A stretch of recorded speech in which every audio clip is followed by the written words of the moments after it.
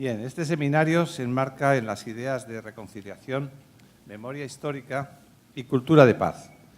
Y nos coloca ante un reto, el que define esta ponencia. La reconciliación es posible también en El Salvador.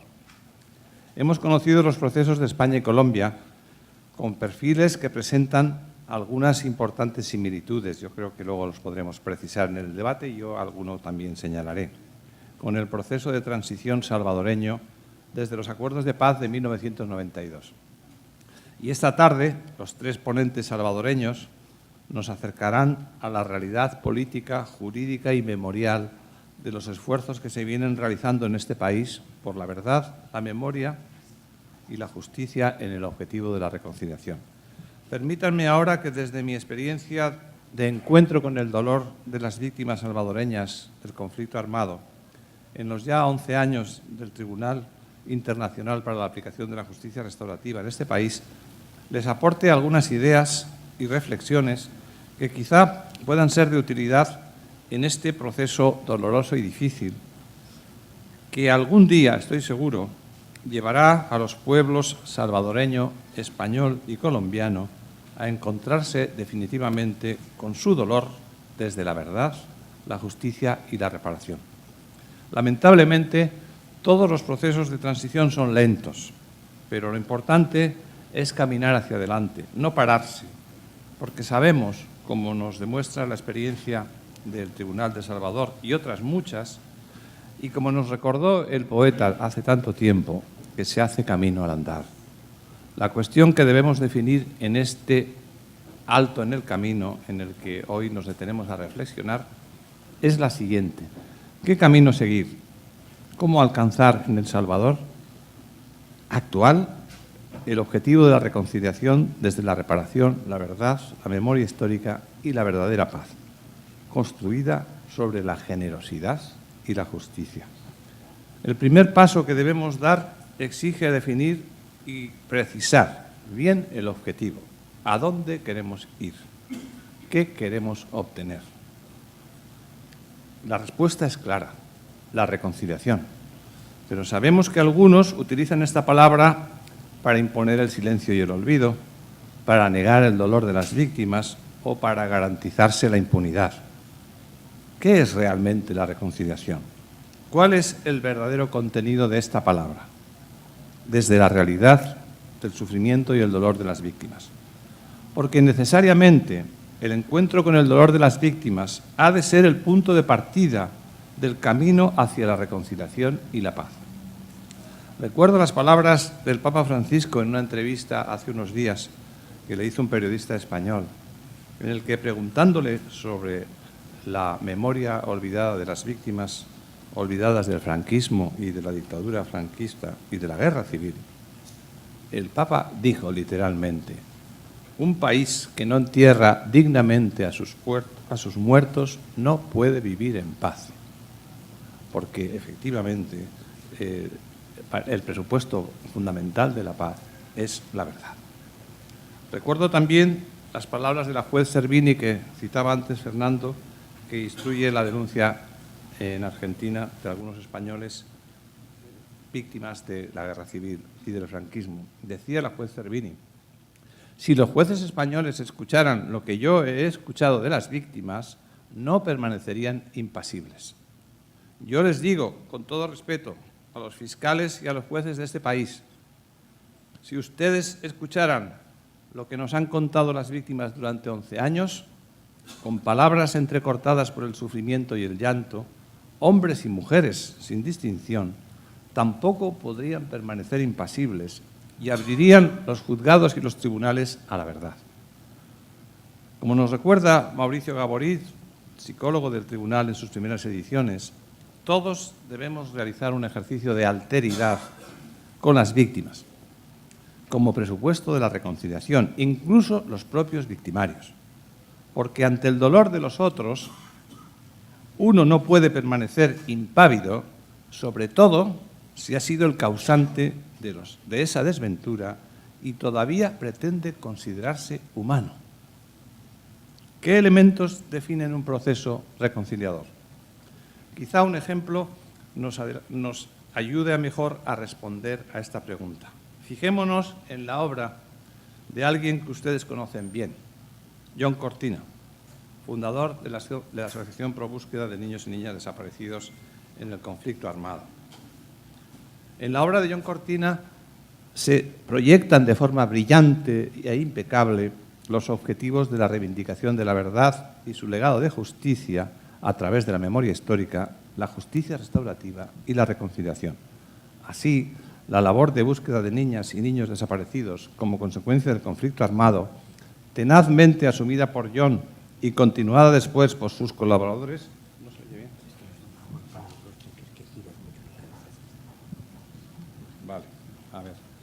y tenazmente asumida por sus colaboradores después y por otras instituciones, como saben ustedes, la Comisión Nacional de Búsqueda de Niñas y Niñas, creada también en este país, se fundamenta en tres ideas básicas. La primera, la defensa del derecho a la identidad como sustrato esencial de la verdad. Porque sin identidad, la verdad se oculta tras la manipulación y la mentira. Y sin identidad, la memoria se desvanece en lo desconocido y en lo oculto. Por eso, identidad, verdad y memoria definen una relación de causalidad necesaria que propician la justicia restaurativa y la justicia memorial y abren el camino hacia la verdadera reconciliación, objetivo máximo de la justicia transicional.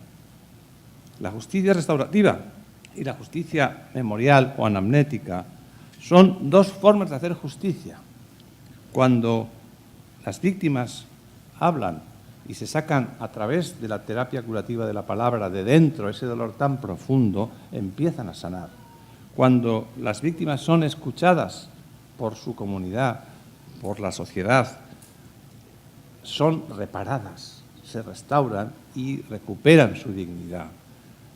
Cuando la verdad, desde la verdad de cada víctima, se reconstruye la memoria de un país, se hace justicia.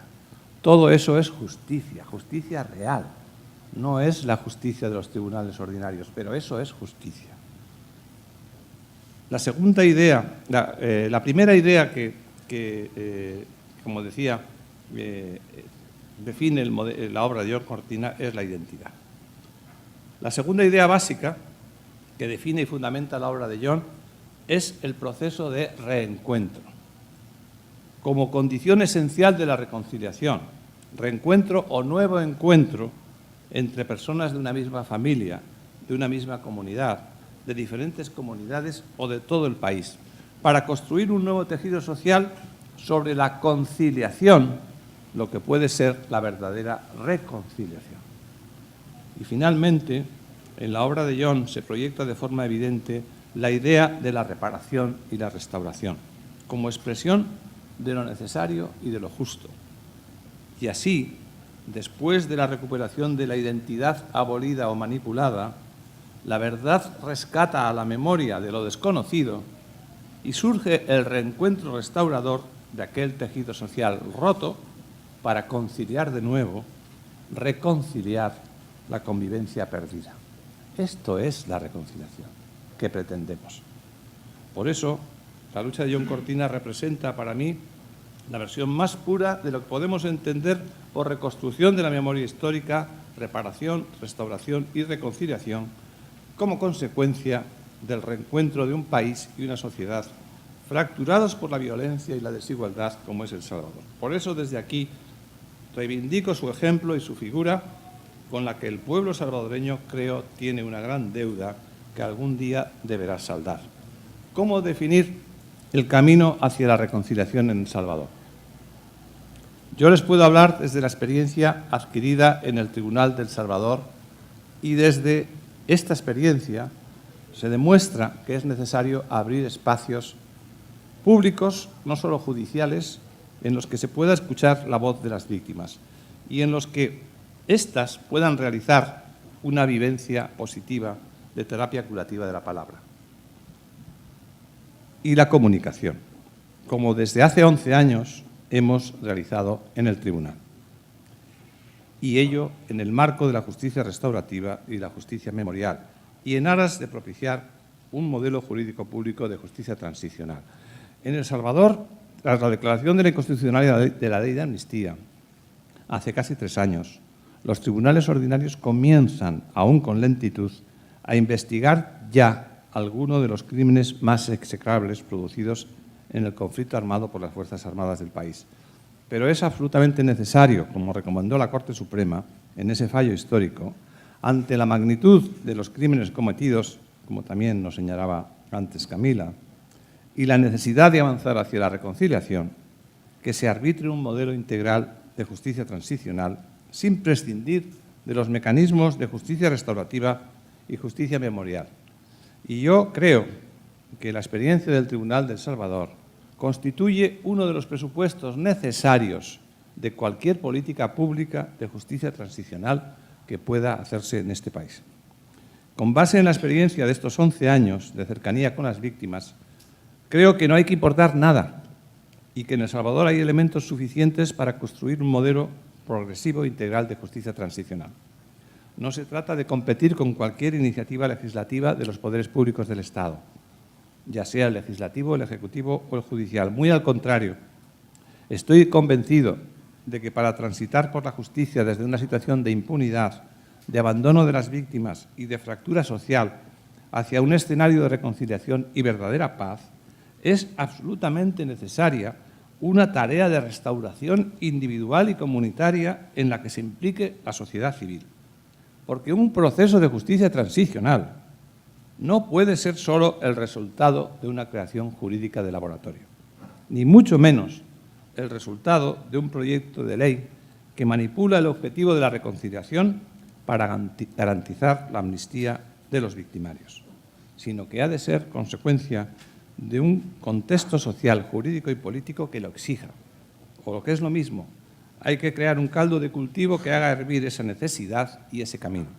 Y pienso que para crear ese caldo de cultivo, la experiencia de nuestro tribunal y otras muchas que existen en este país es uno de los mejores ingredientes junto con otros que también existen en esta tierra.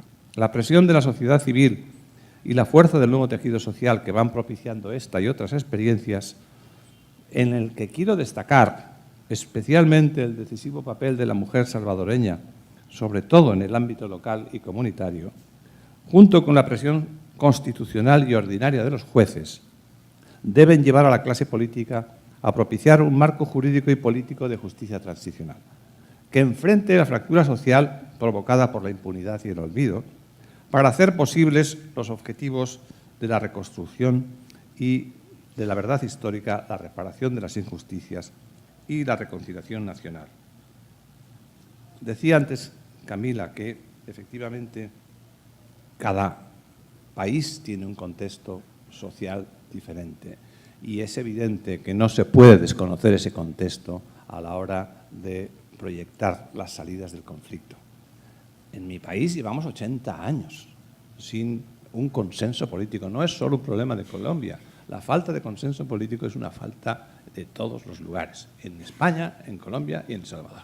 Y esa falta de consenso político es la que ha impedido avanzar. Nosotros hace 2 días nos jugábamos en España en unas elecciones el ser o no ser, no solo ya de la democracia, sino evidentemente de los derechos civiles y, por supuesto, el de que de una vez por todas en nuestro país podamos avanzar en la construcción de la memoria y de la verdad. La posibilidad de que la extrema derecha llegara al poder en nuestro país era una realidad espantosa, posible. Y hemos vivido una situación real. Ese conflicto social que en nuestro país existe y que está impidiendo que se avance en la verdad, como sucede en Colombia, como sucede aquí en El Salvador, es la base de ese bloqueo. Y ese bloqueo, evidentemente, hay que tratar de superarlo con imaginación. Evidentemente, yo he escuchado con verdadero placer tu intervención, porque eso es imaginación, eso es astucia jurídica, es decir, y por supuesto generosidad, porque el Estado de Derecho tiene que responder con una posición asimétrica frente a la violencia. A la violencia no se le puede responder simétricamente con la violencia, sino que hay que responder con la generosidad del Estado de Derecho. Bien, plantearé mi hipótesis para El Salvador Y lo hago desde el más absoluto respeto, por supuesto, a todo el pueblo de El Salvador. Es una hipótesis que yo me planteo después de analizar durante todos estos años la realidad de este país. Sabemos que se plantea la posibilidad de una ley de justicia transicional punitiva en el Parlamento. Una ley que por dos caminos se ha planteado por parte de las víctimas, acompañada de una ley de reparación integral, y por parte del propio Parlamento con la famosa Comisión Ad Hoc.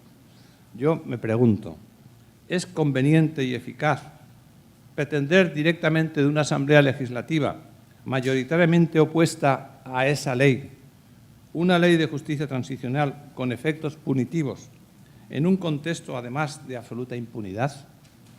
En un contexto en el que los victimarios gozan de privilegios, libertad y carencia completa de presión alguna, ¿es esperable un acto voluntario de semejante contrición por parte de los victimarios o de quienes los representan? Antes decía Camila, nadie firma un acuerdo para ir a la cárcel, evidentemente. Pretender una ley que les pueda llevar a la cárcel en un contexto de absoluta libertad creo que es absolutamente absurdo. Y el ejemplo de la Comisión Ad Hoc lo define de forma absoluta. En consecuencia, presentarle al nuevo Gobierno tal opción es tanto como asegurarle una perfecta coartada para justificar su presunta impotencia ante un camino cerrado desde el Poder Legislativo. Por el contrario, en el otro lado de la disyuntiva, pretender conseguir lo posible para que se convierta realmente en inevitable exige un esfuerzo de imaginación también y de astucia jurídica. Mi propuesta para ustedes, que yo recojo en el último libro que he publicado sobre la verdad y la memoria, es la siguiente. Yo pienso que habría que tratar de combinar imaginativa y estratégicamente diversos elementos. El primero, la reparación. La reparación debe ser objeto de una ley de reparación integral de las víctimas, cuya aprobación por la Asamblea Legislativa es ineludible, porque la reparación necesariamente es un objetivo común a todas las formaciones políticas que integran la misma, al menos desde la más elemental ética humana. Y nadie, ni los propios victimarios, puede cuestionar el compromiso del Estado en la satisfacción de ese objetivo.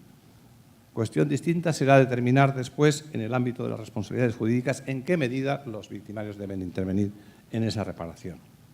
Pero reparar el dolor y el daño provocado es un acto no solo de justicia, es un acto de humanidad. Es un acto de humanidad. Y nadie puede alegar argumento alguno de ninguna naturaleza para que ese dolor y ese daño sea reparado y, además, de forma urgente. El debate en esa materia no es político ni económico, es simplemente humano. Hay que reparar el dolor y eso es algo absolutamente necesario.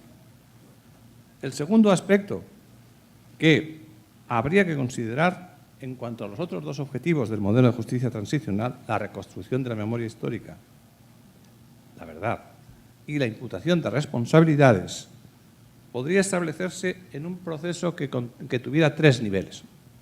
En primer lugar, sería necesario potenciar los instrumentos de justicia transicional oficiales que ya existen en este país, como son la Comisión de Búsqueda de Niños y Niñas Desaparecidos y la Comisión de Búsqueda de Personas Adultas. Estos son dos instrumentos de justicia transicional no punitiva, como nos acaba de demostrar Camila en su exposición. En el modelo colombiano, que yo admiro muchísimo y que además creo que es el modelo extrapolable a este país, por lo que luego diré, existe como primer mecanismo de justicia no judicial, de carácter extrajudicial, la Comisión de Búsqueda de Niños, de Personas Desaparecidas, que se fundamenta en la existencia de una comisión similar a la de probúsqueda que ya existía en el país. Y evidentemente, cuando yo hablo de potenciar esos instrumentos, me refiero a que se potencie también la propia capacidad de la sociedad civil en esa tarea, como demuestra la tarea que sigue haciendo probúsqueda en materia de desaparición de niños y niñas adultas. Potenciar los instrumentos de justicia transicional oficiales y los que están trabajando en la sociedad civil. Sin olvidar, evidentemente, como digo, la tarea de esa sociedad civil. Se trataría de poner a disposición de estas instituciones todos los archivos oficiales que permiten la localización de personas desaparecidas y la recuperación de su identidad de las que hubieran sido privadas de ellas, como ya la Sala de lo Constitucional de este país ha dicho reiteradamente en sentencias de habeas corpus promovidas precisamente por ProBúsqueda en el año 2015 y 2017, que se abran los archivos en el plazo de 15 días y si no se abren, que se le exija al presidente del Gobierno que los abra. Porque no hace falta una ley para abrir los archivos. Es competencia del presidente del Gobierno, jefe supremo de las Fuerzas Armadas, para abrir esos archivos. Por lo tanto, eso se puede conseguir, se puede desarrollar. En segundo lugar, y al mismo tiempo, en un segundo nivel, sería indispensable el reconocimiento y apoyo desde los poderes públicos a experiencias no gubernamentales como la de nuestro tribunal, que llevan muchos años regenerando el tejido social y haciendo justicia, al menos restaurativa y memorial, sin ayuda de nadie y ciertamente también con mucho voluntarismo, dada la escasez de apoyos y recursos. Sobre la base de estas iniciativas, se daría paso a la creación de una comisión nacional para el esclarecimiento de la verdad similar a la que se ha creado en Colombia. Y yo quiero decirles que el modelo de Comisión de la Verdad de Colombia me gusta mucho. ¿Por qué? Porque ese modelo garantiza algo fundamental, que es que las víctimas no sean solo reparadas, sino que sean escuchadas. En la Comisión de Esclarecimiento de la Verdad de Colombia se hace prácticamente lo que nosotros venimos haciendo en este tribunal 11 años, que es escuchar a las víctimas. Se prevé la realización de audiencias públicas, se prevé, evidentemente, incluso para escuchar a las víctimas, pero incluso también a los victimarios, para generar un espacio de encuentro social. Ese modelo es posible en este país con un decreto. No hace falta una ley. Se puede crear por decreto y, por lo tanto, es una tarea que yo creo que el nuevo Gobierno puede asumir. Y, en tercer lugar, ¿cómo desarrollar el proceso de exigencia de responsabilidades? Si hemos dicho que una ley de justicia transicional punitiva en este momento es inviable en la Asamblea, pues yo creo que el camino es precisamente el de potenciar el funcionamiento de la justicia ordinaria y que los procesos que ya empiezan a realizarse en este país, el Mozote, el caso Jesuitas, Monseñor Romero, el caso Fenastras y otros muchos, empiecen a dinamizarse en la justicia ordinaria. Porque, fíjense ustedes, si presionamos, si vamos cerrando espacios a los victimarios, no les quepa la menor duda, y Camila lo ha demostrado en el caso colombiano, de que serán los propios victimarios lo que no han hecho por convicción, harán por conveniencia, y serán ellos los que pidan un modelo de ley de justicia transicional. Esto yo creo que es la clave y es el camino que yo respetuosamente les propongo. Decía antes que el dolor de las víctimas, de todas las víctimas, es el lugar de encuentro necesario para una sociedad o país herido por el terror. Este es el reto que enfrenta al pueblo salvadoreño con su propio destino y que definió de forma brillante el arzobispo de San Salvador, Monseñor José Luis Escobar Alas, en su primera carta pastoral de 24 de marzo del 16, dijo: al país le falta conocer la verdad sobre los crímenes del pasado, los de la guerra y los del presente, para construir una pedagogía de la vida. Y añade: no hubo reconciliación entre las partes enfrentadas, los crímenes siguen siendo impunes y esa impunidad es la que impide a las generaciones adultas tener solvencia moral para educar a las nuevas generaciones que han encontrado en la impunidad el parapeto perfecto para continuar con la violencia. Y es que la violencia armada, institucional o pandillera del presente es hija y nieta de la impunidad del pasado, de la falta de transparencia y de la corrupción. En la actualidad, 27 años después de los acuerdos de paz, El Salvador es un país sin guerra, pero es un país sin paz. Es más, como alguien nos dijo en el tribunal, en testimonio directo, en este país casi se puede afirmar que la paz no es rentable. En cambio, lo que sí es rentable es la violencia. Y saben ustedes los negocios de seguridad quién los tiene en este país. La impunidad reinante en el país desde hace casi 30 años ha hecho que la sociedad salvadoreña sea muy manodurista. En palabras de Verónica Reina, antes lo decía también en los mismos términos Camila respecto a El Salvador. La impunidad ha generado una sociedad muy punitivista y muy manodurista. Pero la paz de hoy no será posible sin la verdad, con todas sus consecuencias, y la reconciliación frente a los crímenes del pasado. Es cierto, pero de la misma forma, los esfuerzos por la memoria histórica y la reconciliación tampoco pueden hacerse olvidando la realidad de la violencia actual del país. Y la lucha por los derechos de las víctimas del conflicto armado no puede desvincularse de la realidad de sufrimiento de las víctimas actuales, lo que requiere buscar un punto de encuentro que, sin perder de vista la reconstrucción de la verdad y la memoria histórica, la reparación y la exigencia de responsabilidades por los crímenes del pasado, nos permita acercarnos al dolor de todas las víctimas de la violencia actual y asumir también la definición de políticas de justicia transicional que contemplen la violencia actual y sus causas para poder combatir la misma y ofrecer alternativas generosas desde el Estado de Derecho en el objetivo de la construcción del bien común principal, que es la paz. Es necesario establecer políticas de respeto a los derechos humanos de los presos. Es necesario establecer programas de reinserción social, políticas sociales, políticas económicas dirigidas a combatir la exclusión y la marginalidad. En un magnífico artículo que he visto ayer, por casualidad, de Noah Bullock, director de Cristosal, en la revista ECA, defiende esta misma posición. Y dice, Noah llega a decir que las víctimas del presente sufren el mismo abandono que las víctimas del pasado. Y añade, además, en la cita que recojo de su artículo, algún elemento fundamental. Miren ustedes, llega a decir literalmente que, de la misma manera, que el legado del pasado y el predominio de estrategias de seguridad represivas que en años recientes han producido un resurgimiento de violencia, de violaciones de derechos, ha generado la actual crisis de confianza y la percepción negativa de la población con respecto al Estado y su capacidad de cumplir. Apuesta decididamente por este tipo de medidas de justicia transicional y fíjense ustedes, pone el ejemplo de Colombia.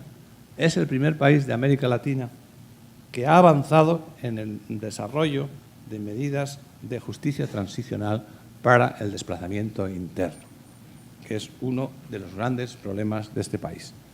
Fíjense ustedes, hacen falta en este país dos leyes fundamentales. Una, la que atienda el fenómeno del desplazamiento interno de las víctimas de la violencia actual en este país. Pero hace falta otra ley que repare integralmente a las víctimas de la violencia actual de este país. Reparación integral de las víctimas del conflicto armado, reparación integral de las víctimas del conflicto, de las víctimas de la violencia actual y atención especializada a la situación especial de desplazamiento. Son los tres pilares básicos de la reconciliación en este país. Y son absolutamente posibles y conseguibles los tres, porque efectivamente esos tres fenómenos se tienen que abordar con urgencia. Y no me olvido de los refugiados que salen de este país para salvar su vida. Yo tengo relación con algunos de ellos en España. Un país que pierde a sus hijos por la violencia debe asumir como objetivo primordial recuperar del exilio a todos aquellos que salieron para salvar sus vidas. No son emigrantes, son refugiados y lo que buscan es el derecho de asilo para salvar su vida. Este es el reto al que estamos convocados y termino con esta reflexión. Todas las personas de buena fe en un mundo cada vez más violento y crispado, en el que renacen peligrosamente los apoyos a formaciones políticas xenófobas xenófobas, intolerantes y racistas. El reto de una cultura de paz, de tolerancia y de solidaridad. Como les decía antes, el consenso político es la clave. En mi país, hace 2 días, se ha abierto una puerta a la esperanza. Evidentemente, la sociedad ha rechazado la crispación, ha rechazado la violencia como solución, la violencia verbal, la violencia evidentemente moral, y ha optado por la libertad, por la construcción de la paz. Yo creo que este mensaje que desde nuestra sociedad se ha lanzado es un mensaje que debe llegar no solo también al resto de Europa. Saben ustedes que el sur de Europa, Portugal y España, son en este momento los 2 únicos países que están planteando verdaderamente una opción política avanzada y progresista. El que tenemos a Italia al lado y saben ustedes lo que está pasando. Y ese mensaje es un mensaje de esperanza que se debe transmitir, evidentemente, a una Europa dormida, una Europa que está rechazando el gravísimo problema de los refugiados que vienen del este de Europa y que la historia juzgará por lo que se ha hecho con ese problema. Pero creo que también es un mensaje que tengo el orgullo hoy de decirles que debe traspasar el océano y llegar también a esta tierra. Y efectivamente les invito a que confíen en esa esperanza. No es lo mismo un gobierno que otro, no es lo mismo que gobierne la derecha que la izquierda, es totalmente diferente. Y la esperanza del progreso en la verdad y la justicia, evidentemente, solo puede realizarse desde políticas progresistas avanzadas, desde opciones políticas que planteen, evidentemente, la construcción de una sociedad nueva y diferente, en la que impere la verdad, la memoria y la justicia. Muchas gracias.